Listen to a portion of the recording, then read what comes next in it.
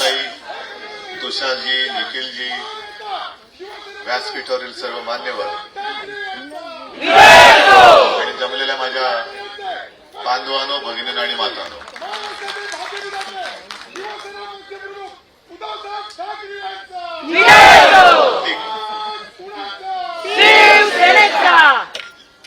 पहिल्या प्रथम मी उल्काताई तुमच्या सोबत ज्या सर्व स्वयंसेवी संस्था आणि त्यांचे कार्यकर्ते इथे आलेत त्यांना धन्यवाद देतोय, कारण तुम्ही लोकसभेमध्ये करून दाखवलेला आहात. तसं पाहिलं तर लोकसभेपर्यंत आपला असा काही राजकीय वगैरे संबंध किंवा संपर्क नव्हता, पण लोकसभेच्या निमित्ताने एक वातावरण देशात झालं की आत्ताच हे जे सरकार दुर्दैवाने दिल्लीत बसले केंद्रात परत, हे संविधान बदलायला निघाले आणि ते निघालेलंच होतं. त्यांच्या मनातलं ते काळं बाहेर आलंच होतं. आता ते किती म्हणो की हा फेक नरेटिव्ह हा त्यांचाच शब्द आहे आणि त्याला ते बळी पडले. तसं नाहीये, शेवटी अनुभवाचे बोल जास्त महत्वाचे असतात. गुरु हा लागतोच, पण अनुभवासारखा दुसरा गुरु नाहीये. आणि म्हणून तुषारजी, आपण जे म्हणालात की आज जो काही निकाल तिकडे लागलाय, काश्मीरमध्ये लागलाय, हरियाणामध्ये लागलेला आहे, हे प्रत्येक राज्य आणि त्या राज्यातली जनता आपापल्या अनुभवाला जागून निर्णय घेत असतं. तसं पाहिलं तर तुम्ही लोकांचा जो आग्रहनामा मांडलात आणि ज्या काही अपेक्षा शिवसेनेकडनं आणि महाविकास आघाडीकडनं व्यक्त केलेल्या आहेत, त्याच्यात वेगळं काय, वेगळ्याची कोणती गोष्ट आहे की जी आजपर्यंत आम्ही बोलत नव्हतो? तुषारजी, तुम्ही एक आणखी म्हणजे मी आता सगळं पहिलं सगळ्यांचे 2-3 मुद्दे घेतो, मग मला काय थोडं बोलायचं ते मी बोलतो. तुषारजी, तुम्ही एकदम वर्मावरती बोट ठेवलेले आहेत. गुजराती आणि मराठी असा वाद कधीच नव्हता आणि तो होऊ नये अशी आमची इच्छा आहे. पण तुमच्याच भाषेत तुम्ही जे सांगितलं की 2 गुजराती ठग जे तिथे बसलेत, एक मान्य करावंच लागेल की त्यांनी केवळ मुंबईमध्येच नव्हे तर संपूर्ण देशात गुजरात आणि देश अशी मध्ये भिंत बांधलेली आहे. अयोध्येमध्ये का हरले, वाराणसीमध्ये का पाठी गेले? कारण अयोध्येतल्या लोकांना तुम्ही जाऊन विचारा. मला जी काही अगदी हाताच्या बोटावरती मोजण्याएवढी लोक भेटली, एक तर तिथले खासदारच माझ्याकडे घरी येऊन गेले होते मातोश्रीला. आता अयोध्येमधली लोक ही काही हिंदुत्ववादी नाहीयेत का, जिथे राम मंदिर बांधलं? मग अयोध्येत जिथे राम मंदिर बांधलं, घाईघाईत बांधलं, गडकं बांधलं, निवडणुकीच्या आधी एक उरकायचा म्हणून तो कार्यक्रम उरकला, एवढं होऊन सुद्धा तो तिथला राम तुम्हाला का पावला नाही? अयोध्येत तुमचा पराभव कोणी केला? याचं कारण आज अयोध्येतलं जे चित्र आहे की ते म्हणाले हे सगळे जे काय आम्ही केलं हे कोणासाठी केलं? अदानीसाठी केलं का? लोढासाठी केलं का? जे अनेक कारसेवक तिथे गेले, काही शहीद झाले, रक्तबंबाळ झाले, काहींना आयुष्यभरचं अपंगत्व आलं, हे कोणासाठी त्यांनी केलं? लोढासाठी केलं? कोण? सगळे कॉन्ट्रॅक्टर यांच्या राज्याचे, कॉन्ट्रॅक्टर गुजराती. आता ते तर म्हणतात तिकडे की पुजारी पण तिकडनं आणतात. का करताय हे सगळं? हा जो काही लढा आहे, शिवसेना मुळामध्ये जी काही शिवसेना प्रमुखांनी स्थापन केली, ती प्रत्येक राज्यात भूमिपुत्राला न्याय तिथल्या तिथे मिळालाच पाहिजे. महाराष्ट्राच्या भूमिपुत्रांचा प्रश्न आहे, तिथे मराठी माणसांना न्याय मिळालाच पाहिजे. याचा अर्थ असा नाही की आम्ही इतरांचे शत्रू आहोत. आम्ही आमचा हक्क मागतोय आणि न्याय हक्क मागणं हा काही गुन्हा नाही, हा काही अपराध नाही. असं मला नाही वाटत कुठेही संविधानात लिहिले की न्याय हक्क मागणं हा गुन्हा आहे. आम्ही न्याय हक्क मागतो आणि प्रत्येक राज्यामध्ये त्याला तो न्याय हक्क मिळालाच पाहिजे. मग जो आमचा लढा आहे तो मुसलमानांविरुद्ध आहे का? असं मला एक वाक्य शिवसेना प्रमुखांच्या भाषणातलं काढून दाखवा की सगळे मुस्लिम आपले शत्रू आहेत. नाही, आमचा लढा जो आहे तो महाराष्ट्रप्रेमी किंवा महाराष्ट्रप्रेमी आणि महाराष्ट्रद्रोही, देशद्रोही आणि देशप्रेमी हा लढा आहे. जो आपला देश आहे, ज्या देशासाठी मी जीव द्यायला तयार आहे असं कोणी जो बोलणारा असेल, आणि काही लोक अशी होऊन पण गेलेत की ज्यांनी खरोखर देशासाठी आपला प्राण दिलेला आहे, तो जात पात धर्माने कोणी असला तरी तो आमचा आहे, हे आमचं हिंदुत्व आहे. आणि ज्याप्रमाणे मी लोकसभा निवडणुकीच्या प्रत्येक प्रचार सभेच्या भाषणात ते काही जणांना पोटात गोळा आला की जी शिवसेना प्रमुख आपल्या भाषणाची सुरुवात करायचे पहिल्यांदा करायचे की जमलेल्या माझ्या तमाम मराठी बांधवांनो भगिनींनो आणि मातांनो. मग त्यांना जेव्हा कळलं की अरे जरा थोडा हिंदू आणि हिंदुत्वावरती एक आघात होतोय, मग त्यांनी सुरुवात केली की जमलेल्या माझ्या तमाम हिंदू बांधवांनो भगिनींनो आणि मातांनो. आणि लोकसभेत मला जेव्हा लक्षात आलं की संपूर्ण देशावरतीच एक घाला आलेला आहे, एक बोगस हिंदुत्वाचा बुरखा घालून माझ्या देशाचं संविधान हे बदलू पाहत आहेत. आणि म्हणून मी माझी भाषणाची सुरुवात केली होती देशभक्त जमलेल्या माझ्या तमाम देशभक्त बांधवांनो भगिनी आणि मातांनो. काय चित्र मागायचं? काय देशभक्तांमध्ये हिंदू येत नाही, देशभक्तांमध्ये मुसलमान येत नाही, ख्रिश्चन जे कोणी असतील ते येत नाही त्याच्यामध्ये. आज सुद्धा महाराष्ट्र रक्षणासाठी महाराष्ट्र धर्माच्या रक्षणासाठी जो कोणी माझ्या सोबत येईल तो माझा आहे. तो असेल हिंदू असेल मुस्लिम असेल ख्रिश्चन असेल शीख असेल कोणी असेल, गुजराती आहेत. महाराष्ट्र रक्षण करणं महाराष्ट्राचा धर्म राखण्यासाठी म्हणून जो कोणी आपल्या सोबत येत असेल तो आम्हाला पाहिजे. कारण हे संकट फार मोठं आहे. जो एक तुम्ही नवीन महाराष्ट्र घडवण्याची अपेक्षा व्यक्त केली, नवीन महाराष्ट्र घडवण्याची गरजच नाहीये. माझ्या महाराष्ट्राचं जे स्वत्व आहे ते टिकवलं तरी माझा महाराष्ट्र कित्येक पावलाने अनेक इतर बाकीच्यांपेक्षा पुढारलेला आणि सुधारलेला माझा महाराष्ट्र आहे. ते स्वत्व टिकवा फक्त, बाकी काही नको. नवीन महाराष्ट्र घडवणार म्हणजे काय घडवायचं? काही नाही. आपलं जे स्वत्व आहे, मला एक सांगा, तुम्ही कोणतेही क्षेत्र घ्या, क्रांतिकारकांचं क्षेत्र घ्या, साधू संतांचं घ्या, समाज सुधारकांचं घ्या, कलाकारांचं घ्या, साहित्यिक आहेत, सगळे अगदी जवान आहेत, असं एक क्षेत्र सांगा की जिथे इतर राज्यांपेक्षा माझा महाराष्ट्र मागे. कोणतंच नाहीये. माझा महाराष्ट्र प्रत्येक क्षेत्रात हा पुढे आहे. हा आपला महाराष्ट्र आहे, माझा महाराष्ट्र आहे. आणि असा महाराष्ट्र प्रत्येक क्षेत्रात पुढे असल्यानंतर काय म्हणून आम्ही या दोन ठगांची गुलामगिरी स्वीकारायची? कोण लागतं तुम्ही आमचे? दुर्दैवाने तुम्ही तिकडे बसलात, आमचंच पाप आहे. कोणी तुम्हाला ओळखत नव्हतं तेव्हा तुम्हाला खांद्यावर बसून आम्ही नेलं, हे आमचं पाप आहे. हे मी जाहीररित्या मला कबूल करावं लागते. हे दुर्दैव आहे.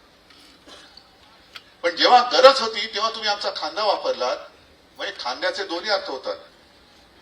तेव्हाही तुम्हाला दिला, आताही तुम्हाला द्यायची इच्छा आहे राजकारणामध्ये. आता सुद्धा आमची इच्छा आहे की राजकारणात तुम्हाला खांदा द्यावा.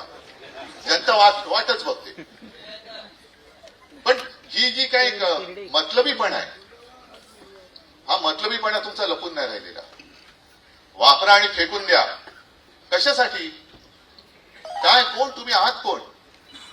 काय म्हणून तुम्हाला देश पाहिजे? आणि देशातली लोकशाही का तुम्हाला संपवायची? जर लोकशाही नसती तर तुम्ही निवडून आला असतात का? आज निवडून आल्यानंतर तुम्ही जी काही लोकशाही खतम करण्याची भाषा करता आहात आणि नवी तशी पावलं टाकता आहात, ही पावलं ही आता लोकांनी ओळखली पाहिजेत.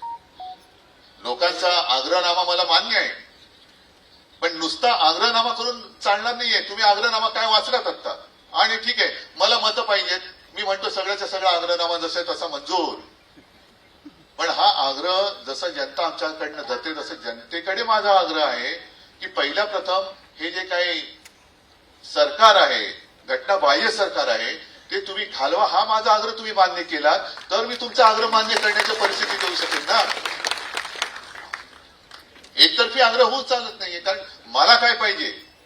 मी 1.5 महिन्यापूर्वी षण्मुखानंद हॉलमध्ये महाविकास आघाडीचा जो कार्यक्रम झाला तेव्हा जे जाहीर केलं तेच सांगतो. कारण उल्काताई तुम्ही बोललात की महाविकास आघाडीमध्ये जर काही वाद होणार नसेल तर, मी तेव्हाही बोललो, आत्ताही बोलतो, काँग्रेसने आज नाव जाहीर करावं किंवा राष्ट्रवादीने करावं. काँग्रेस आणि राष्ट्रवादीने एकमत बघावं. मी त्यांच्यापैकी कोणी नाव जाहीर केलं तरी माझा आत्ता पाठिंबा तुमच्या सगळ्यांची साक्षीने देतो. कारण मुळामध्ये मला माझा महाराष्ट्र प्यार आहे. मला महाराष्ट्राचं हित साधायचंय. माझ्या डोक्यामध्ये काहीतरी अशी वेडीवागडी स्वप्न नाही पडत आहेत की मी मुख्यमंत्री झालो, मी पुन्हा येणार आहे. तेव्हाच यायचं नव्हतं, पुन्हा कशाला यायचं? पण महाराष्ट्र वाचवण्यासाठी जे करता येणं गरजेचं आहे ते मी केल्याशिवाय राहणार नाही, हा माझा निर्धार आहे. आणि त्याच्या आड जर ही लोक येणार असतील काळ्या मांजरासारखी तर त्यांच्या पेकटात लाथ घालणार नाही असं कोणी समजू नये. मला घालावीच लागेल. हा जो काही आपण निर्धार केलेला आहे, वज्र निर्धार, तो फार महत्वाचा आहे. आणि तुम्ही सगळेजण सगळ्या संस्था या स्वयंसेवी संस्था आहेत. म्हणजे तुमचं याच्यामध्ये स्वार्थ नाही. स्वार्थ काय आहे? तुमचा तरी काय आणि आमचा तरी काय?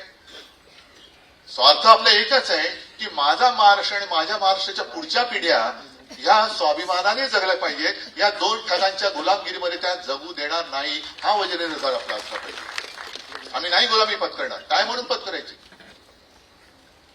आणि मग त्याच्यानंतर जो काही एक मुद्दा येतो ना की मग हिंदुत्व म्हणजे काय, मुस्लिम म्हणजे काय, ख्रिश्चन म्हणजे काय.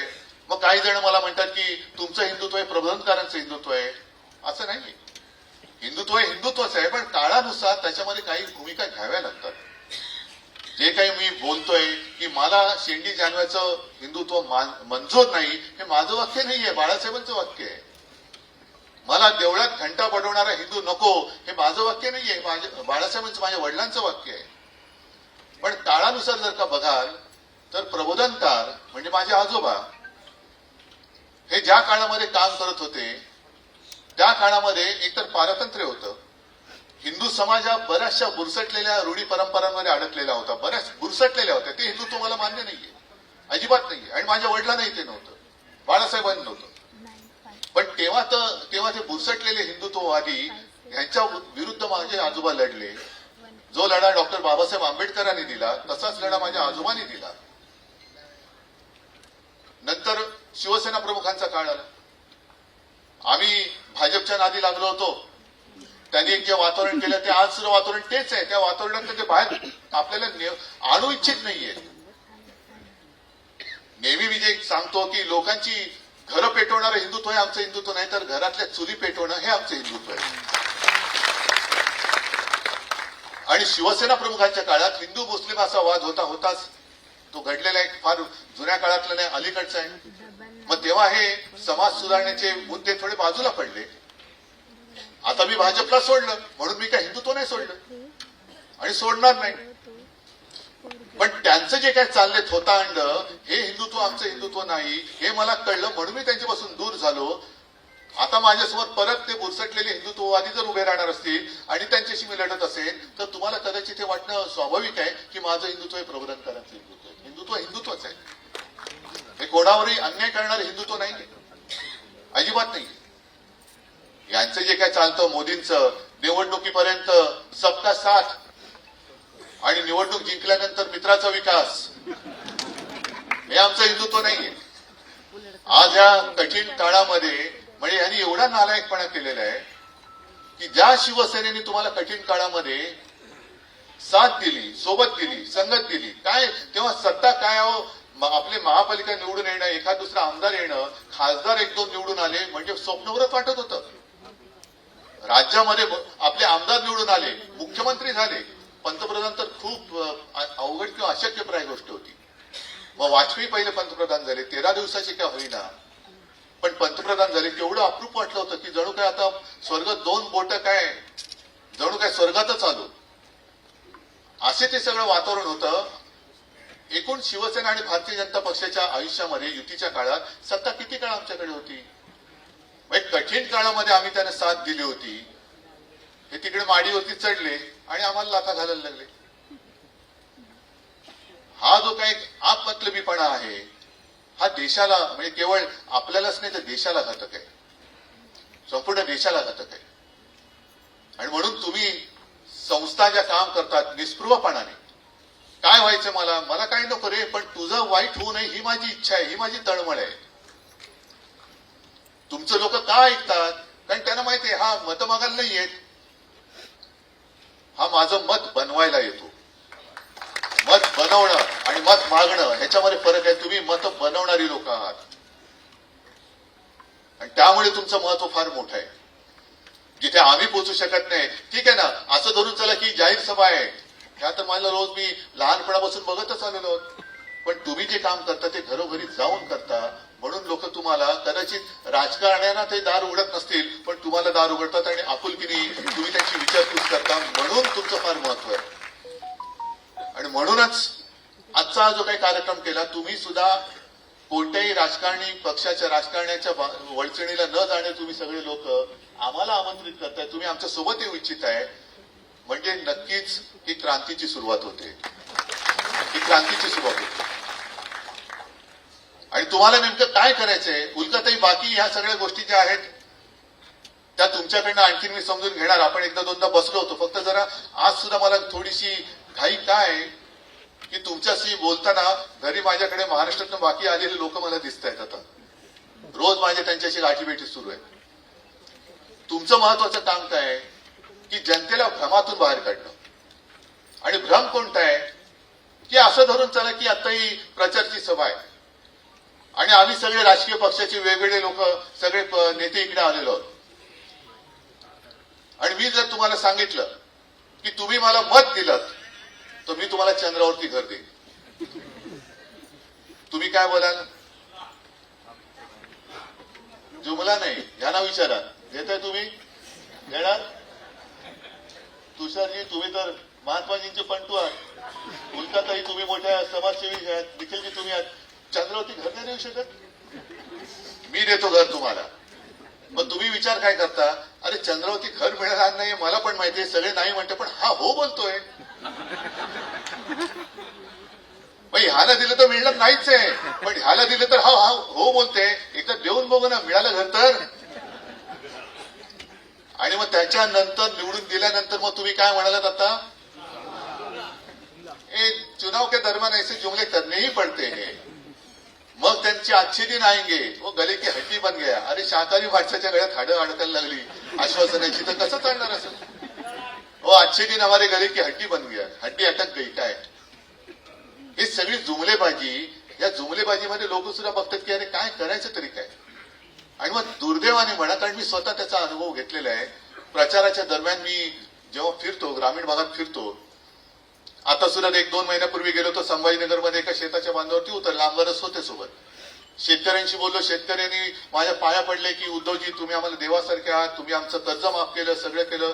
ठीक आहे, मी काय उपकार नाही केले. आता जसे योजनांचं आहे ना, म्हणजे नुसताच काय शब्द वापरायचा कळत नाही, पण एका मागोमाग योजनांचा पाऊस पडताय. अंमलबजावणीचा दुष्काळ आहे, पण एक एक योजना दणादण जाहीर करतायत. आणि मग जाऊन समारंभ करतायत, पैसे देऊन लोक आणतायत, एसटी गाड्या देत आहेत, फुकटच्या साड्या वाटतायत. आणि मग आल्यानंतर लोकांना सगळ्या महिलांना विचारतात मिळाले की नाहीत पैसे तुम्हाला? आणि तू काय घरनं पैसे आणलेस तुझ्या? आमच्या हक्काचे पैसे तू ढापलेस. एक तर सरकार स्थापन करतानाच 50 खोके घेतलेस, म्हणजे गद्दाराला 50 खोके आणि बहिणीला फक्त 1500. फोडाफोडी करताना लाज नाही वाटली, गद्दारी करताना लाज नाही वाटली. आणि आता हे आमचेच पैसे आम्हाला देऊन तू माझ्या महाराष्ट्र धर्माशी गद्दारी करायला नव्हतोस. हा माझा महाराष्ट्र धर्म नाहीये. पण जे काही समारंभ चालेल, मी एक तरी कार्यक्रम असा केला की शेतकऱ्यांना जाऊन मिळतात का पैसे, किती जणांना मिळाले, याला माफ केलं. मी नाही केलं असं, कारण माझं मी कर्तव्य केलं. मी माझं कर्तव्य केलं. करोना काळामध्ये सुद्धा जे काही केलं हे ते पुसून टाकायला बघतायत. अरे तुमची जी काही भाजप शासित राज्य होती आहेत त्यांच्या तुलनेत माझ्या महाराष्ट्राचं काम बघा. आणि तिथे जर का मी मागे पडलो ना तर मी कधी कोणाला तोड नाही दाखवणार. काढा मांडा हिशोब. मग कारण नसताना भुई तोपत्यात बसायचं, करोना काळातला घोटाळा करू. अरे तुमच्या व्हेंटिलेटर आणि तुमच्या सगळ्यामध्ये किती घोटाळा झाला. एक तर पीएम केअर फंडातला घोटाळा कोण बोलतच नाही त्याच्यामध्ये. एवढे मोठे केले. आता एवढे घोटाळे झालेत की आता 70,000 कोटीचा घोटाळा असतो. मी काय 70,000 म्हणजे काय सुट्ट्या पैशाचा घोटाळा. एवढे घोटाळे मोठे झालेले आहेत. हे सगळे तुम्हाला लोकांसमोर मांडावे लागतील. गावागावामध्ये जेव्हा होर्डिंग लागतात ना, आता तर जाहिराती, हा सगळा आपला लुटीचा पैसा आहे. हे आपल्याला लुटतायत. म्हणजे छत्रपती शिवाजी महाराजांनी सुरत लुटली होती स्वराज्यासाठी. हे 2 ठग माझा महाराष्ट्र लुटतायत. महाराजांचा महाराष्ट्र लुटतायत. आणि तोच लुटीचा पैसा वापरून स्वतःची जाहिरात करताय. एसटीची जाहिरात, ह्याची जाहिरात.